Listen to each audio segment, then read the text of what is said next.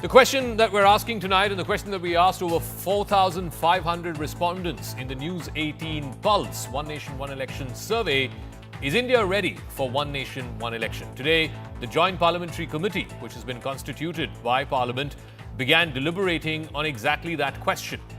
39 members from opposition and ruling benches. The opposition was led by the Congress and the TMC.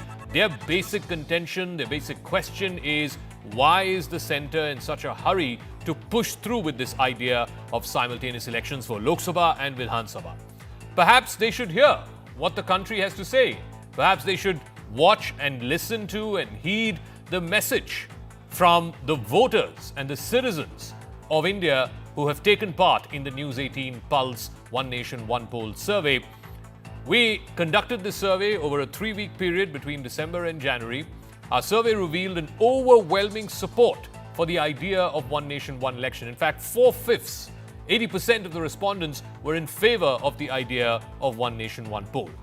So the question is, will the JPC then back the idea? Will Parliament back the idea? Because the voice of the people, certainly in the News18 Pulse One Nation, One Election poll survey, seems to be overwhelmingly in favour of that idea.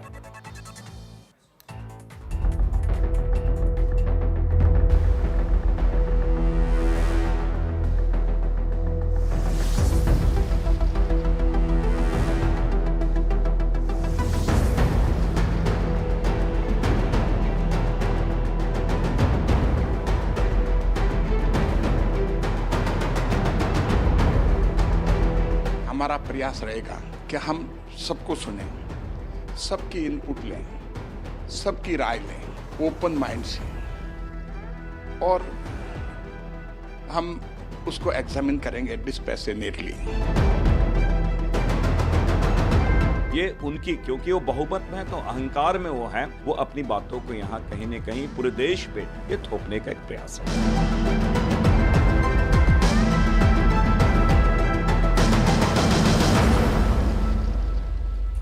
All right, so before we go to our guests, I want to bring you up to speed with the big, broad findings of the News18 Pulse One Nation, One Election survey. The first big question that we asked over 4,500 respondents is, do you support simultaneous polls for Lok Sabha and Vidhan Sabha? And the result is this: 80% say yes, they support the idea of simultaneous elections for Parliament as well as for various state legislatures. 16% say no, 4% say they cannot say or they're unsure. The second question: do you believe that simultaneous polls will save public money? After all, in India, public money is used for conducting elections. Of course, political parties, individual candidates spend money, but ultimately it's the political system where this money is being spent on. And again, an overwhelming 81% of the population said that yes, public money will be saved. 13% said no, no public money will be saved. 6% said don't know, can't say, unsure. The third question: will One Nation, One Election reduce disruptions, whether it is traffic jams, school closures? Remember, over 1 lakh schools were required for the 2024 general election. Of course, schools have to be shut. Most polling booths happen to be schools across the country. Again, 81% said yes, it will lead to less disruption, whether it is in the form of political rallies, traffic jams, inconvenience to daily life, and of course, most importantly, closure of schools. No, 13%, and don't know or can't say, 6%. And finally, will the voter, and this is one of the things that the opposition parties have been saying, that if you have simultaneous elections, choosing an MP candidate, choosing an MLA candidate from a wide field, voters will get confused between picking a Lok Sabha candidate and an assembly candidate. Here, the numbers are not that staggering. Yes, 39% are saying yes, there is a chance of getting confused. 49% are saying no, there is no chance of getting confused. Also, just want to qualify before I open this up to our guests that the 80% support for One Nation, One Election, it is much deeper, much more pronounced in northern, central and eastern parts of India. It is less pronounced in the southern, western and northeastern parts of India. Now make of it what you will. But fact is, overall in the survey that we conducted over a 3-week period, over 4,500 respondents, there is majority support, overwhelming majority support for the idea of one nation, one poll. Let's open this up now to our guest, Pradeep Bhandari, national spokesperson of the BJP, joining us, Ashpreet Kadyal, spokesperson of the Congress, Faizan Kidwai, spokesperson of the Samajwadi Party, Satya Mule, advocate at the Supreme Court, is also joining us. Pradeep Bhandari, while the survey takeaways are very clearly in favor of the idea of one nation, one election, couple of things that do stand out, which may be of concern to your party, is 40%, 4 out of 10 survey respondents say that yes, there is scope for confusion in candidates if there are multiple candidates, both for Lok Sabha and Vidhan Sabha at the same time. And also, the idea that one nation, one poll is not finding as many takers. Yes, it is still a majority, but not as many takers in South, West and Northeast. How much of a concern is that to you compared to North, Central and East?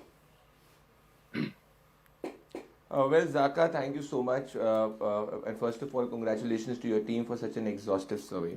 Point number one, we are implementing the one nation, one election not because of merely cost concerns or the objective of getting the GDP up and making it Viksit Bharat, but the idea is to implement the Constitution of India in letter and spirit, because the vision of the Indian Constitution makers was one nation, one election, and the vision of the Indian Constituent Assembly was one nation, one election, and that Constituent Assembly was largely dominated by the Congress party.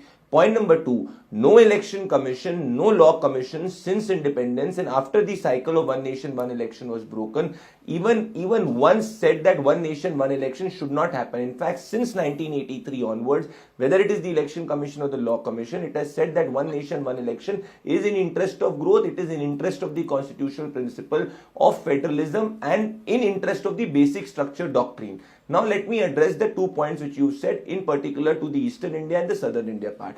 Well, in the Eastern India, Zaka, if you recall, in Odisha has been following one nation, one election from quite some time. And there the voters' wisdom should not be questioned, because it's the same voter which gave the BJD in 2019 more than roughly 70-80% seats in the assembly, whereas in the Lok Sabha we got 40% of the seat. So the voter is very wise enough. In fact, as recent as in Maharashtra, in Nanded assembly Nanded Lok Sabha by-poll, the result did not go in our favor, whereas the assembly of Nanded, 4 out of 6, 4 assemblies were won by us. So the voters are wise to differentiate. Now let me come to Southern India and I will end my argument with that.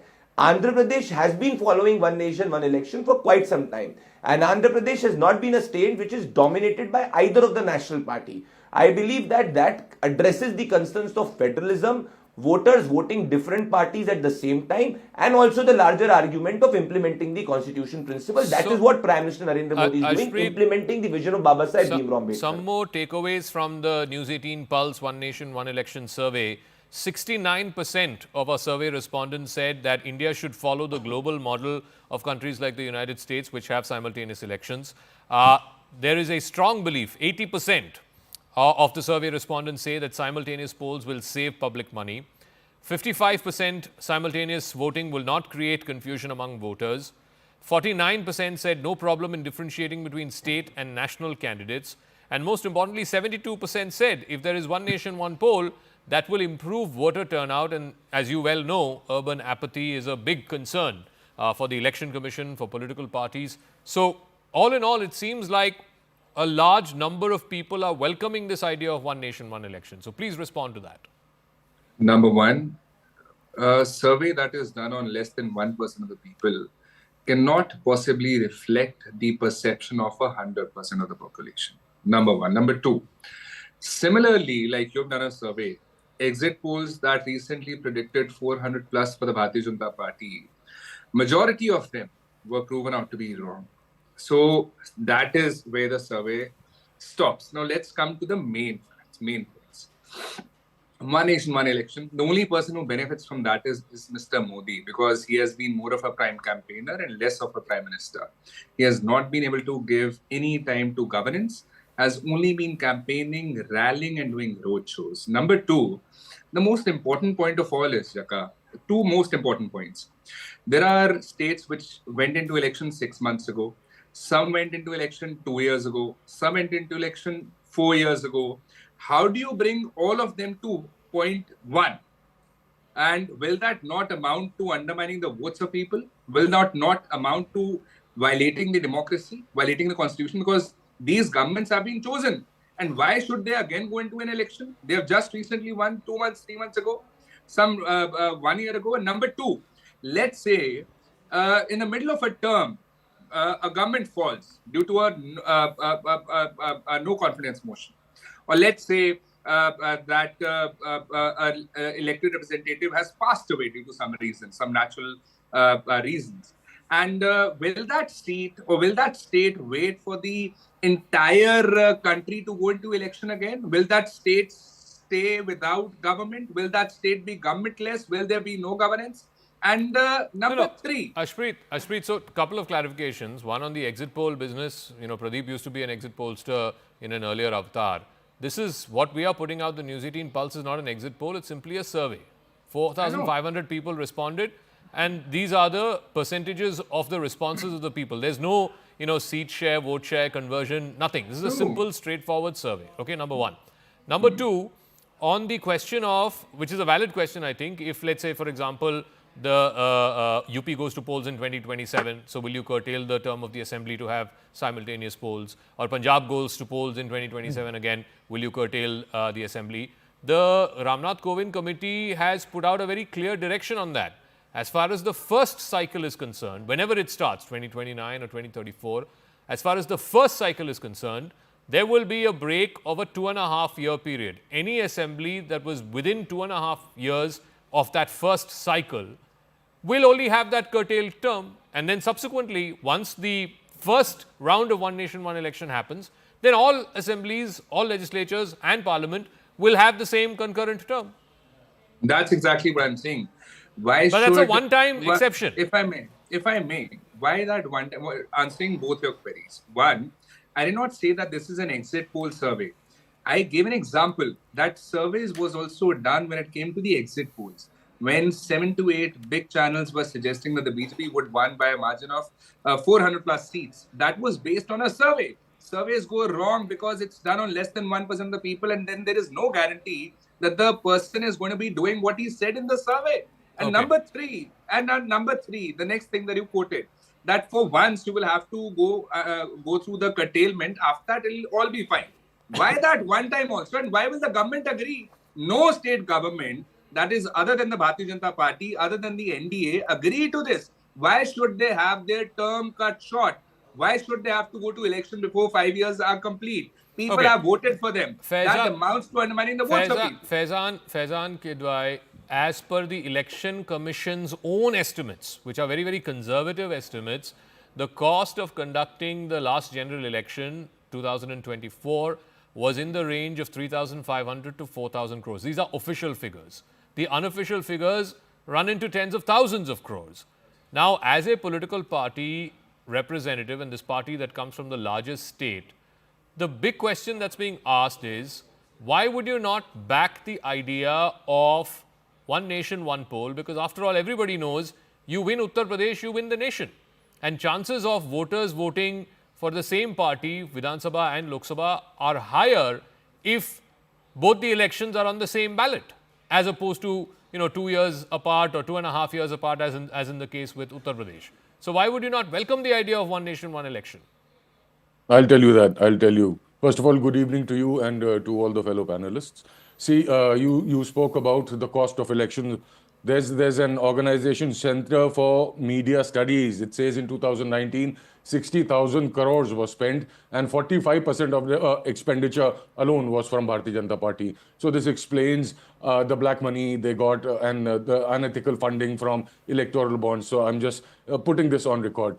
As far as One Nation, One Election is concerned, Zaka, see, One Nation, One Election is a sinister plan of Bharatiya Janata Party to promote a presidential style of government and dominate the political landscape of India. This will destroy the federal structure and eliminate regional parties, and which are the voices of the weaker and marginalized sections. State issues will be lost forever. It will be the center issues which will dominate. BJP might benefit electorally, but at large, we, the people of India, will suffer. I'll give you something, some data, Zaka.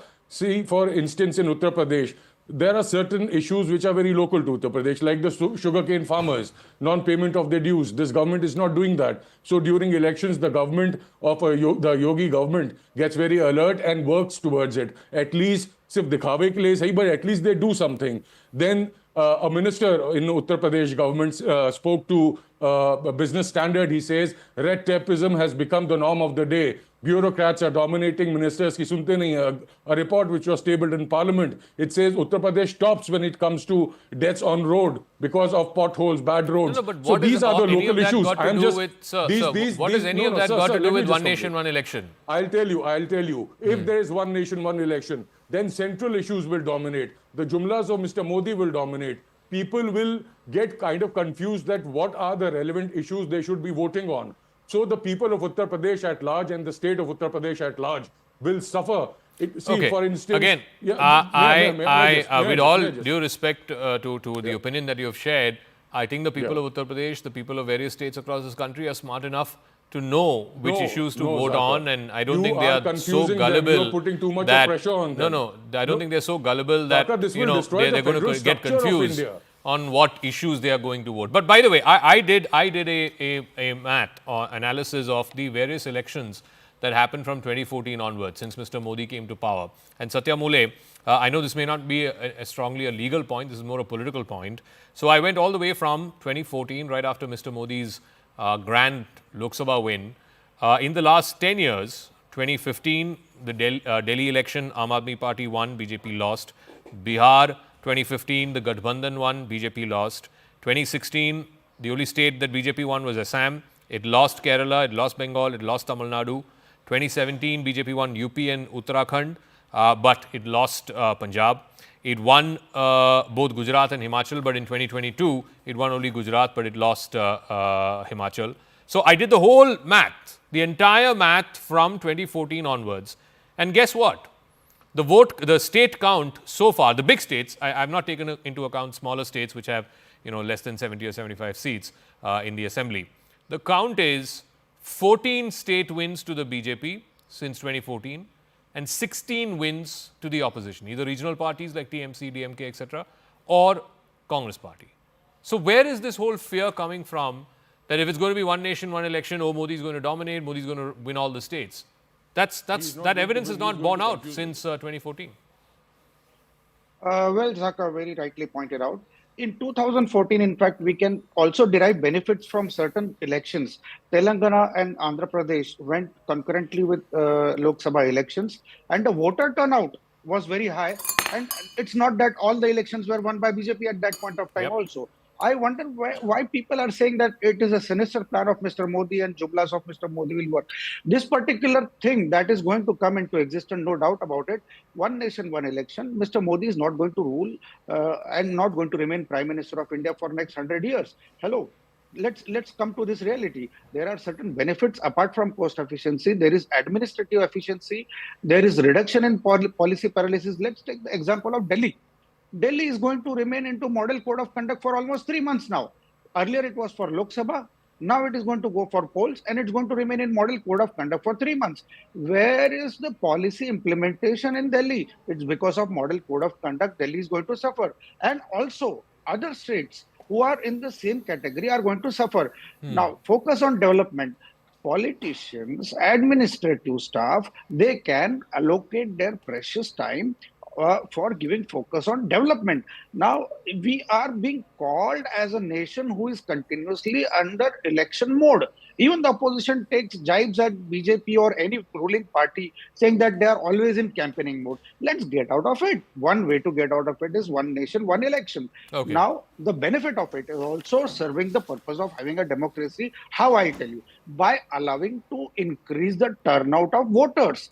Once again, if I have to refer those 3 elections, Telangana, Hyderabad, and the Lok Sabha elections of 2014, there was a record turnout in that particular elections. So let the people come out, take the benefit. Which is a finding that we have found in the News 18 Pulse survey as well, that 72% respondents have said that one nation, one poll would improve voter turnout. But let's get down to the brass tacks. Pradeep Bhandari, fact of the matter is, if you have to pass this is a constitutional amendment. If you have to pass this, you have to have support of 2/3 of members present and voting.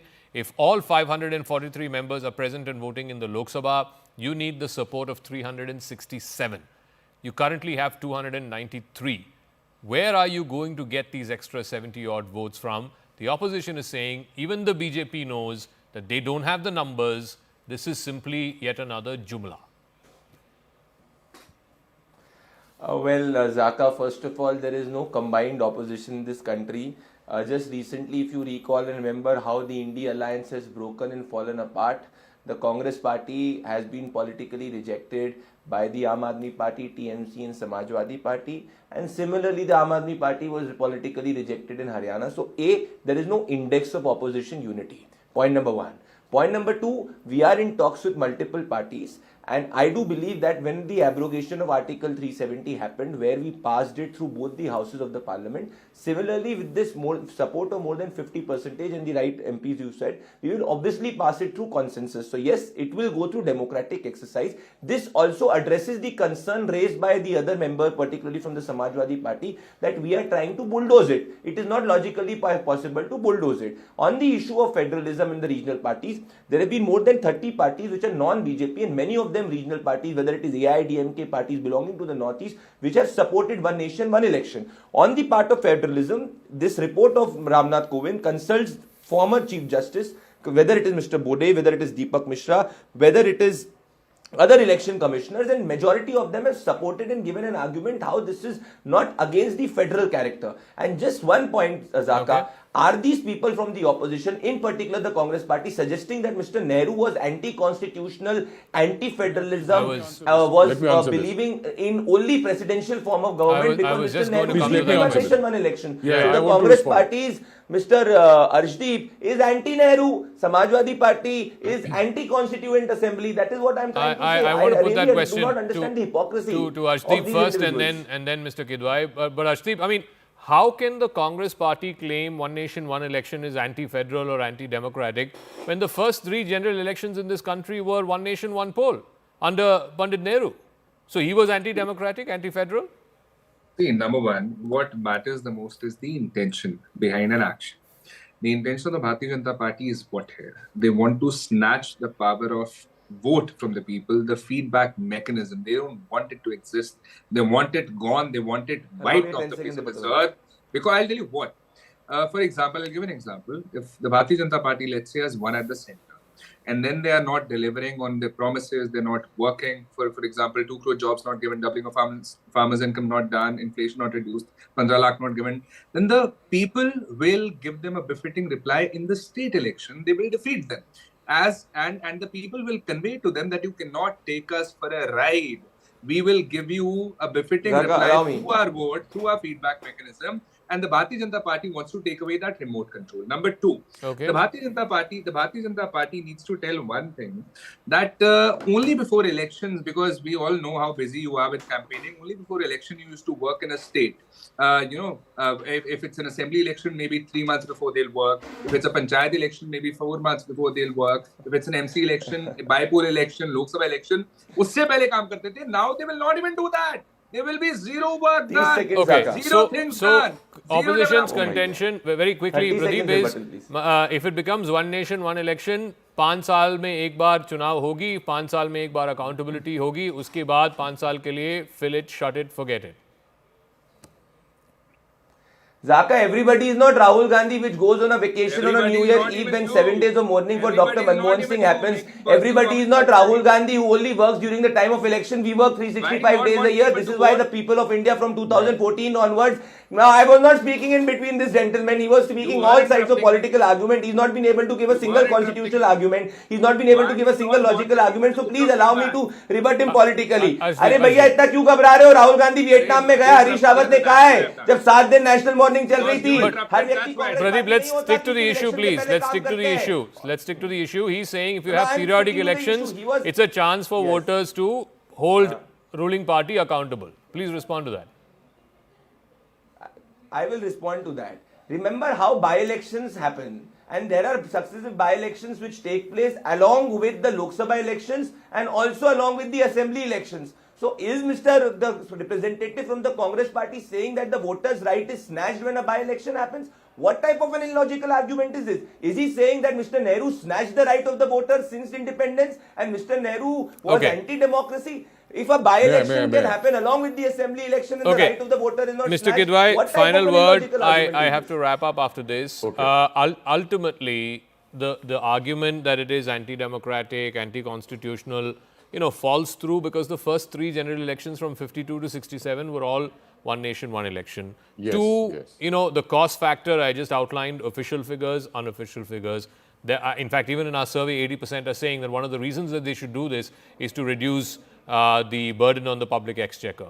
So, what is the argument against? I don't see an argument against. I'll tell you. Kindly give me 2 minutes, please, uninterrupted. Okay, so this argument from Bharatiya Janata Party that if it was happening earlier and nobody had an issue, why do you have an issue now? It's a very childish, a very puerile argument. See, back then Congress dominated the political landscape, either it be the center or the state, but things changed after 1967 when regional players became prominent like the DMK, the Akalis, the Samajwadi Party, and of late Aam Aadmi Party. Things have changed. Now now there's no dominance. Pradeep, now one second. Pradeep, you don't interrupt. Please, yaar, come on. Pradeep, Okay, please. You said when Ashdeep interrupted that you didn't interrupt him. अब आप उसी courtesy दे दो ना फैजान साहब को. Faisan sir, finish your point. I got to wrap up. I have to move So on. now I'll just give you a data. In 1951, as per census, the population of India was 36 crore. Today it's 140. Approximate booths at that time were 2.24 lakh. Now they are more than 11 lakh. Registered voters were 17.3 crores. Now it's more than 95 crores. So in No, such what a are you situation, saying? Are you saying Maharashtra- election commission Sir, I am saying does not have the so just capability let me to go. have- It's not capable. If it was capable, Maharashtra, Jharkhand और हरियाणा और जम्मू कश्मीर का तो साथ करा नहीं पाए, ये पूरे हिंदुस्तान का कहां से कराएंगे? And just one more point. They have said in the proposal itself that local body elections will be held 100 days later. So it defeats the purpose of one nation, one election from the point go. So and because it will require let me wrap doing up all the with that. logistical things Let me again. wrap up with that because I have to move on to the second part of brass tacks. Thank you very much to our political spokespersons on this. Like I said, the News 18 Pulse One Nation, One Election survey is very clear. At least the 4,500 plus respondents who took part in this survey are very, very clear, at least by a 4/5 majority, that yes, One Nation, One Poll is a good idea. And the single biggest sort of instigating factor for it, or the single biggest incentive for it, is the fact that it will cut down the pressure on public exchequer.